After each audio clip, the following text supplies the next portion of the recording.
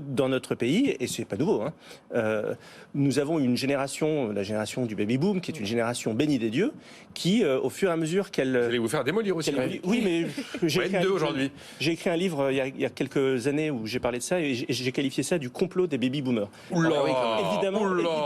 Évidemment, c'est pas un complot au sens classique du terme, mais c'est vrai qu'on a une génération qui, c'est un fait générationnel majeur, qui a hérité d'un pays qui avait une croissance folle, qui avait zéro endettement et qui le laisse à ses petits-enfants avec une croissance nulle, un taux de chômage mirobolant et un endettement record.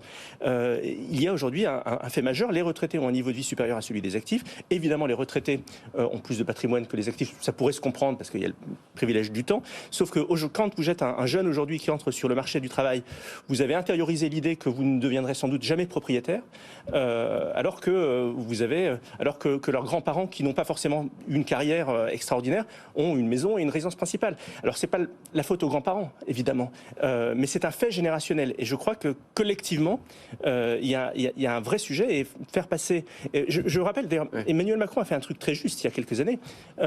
Il a augmenté la CSG sur les retraités. Parce qu'il y avait... on pas trouvé ça mal lui en a pris. Parce que on est revenu en arrière au bout de 18 mois. Avec un paquet à 17 milliards.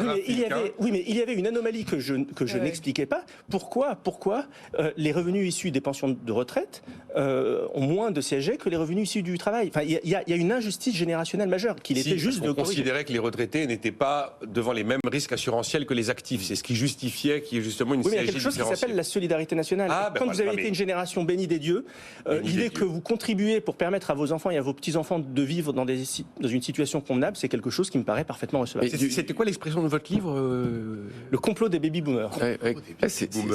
Dans un livre qui s'appelle Éloge de la vitesse.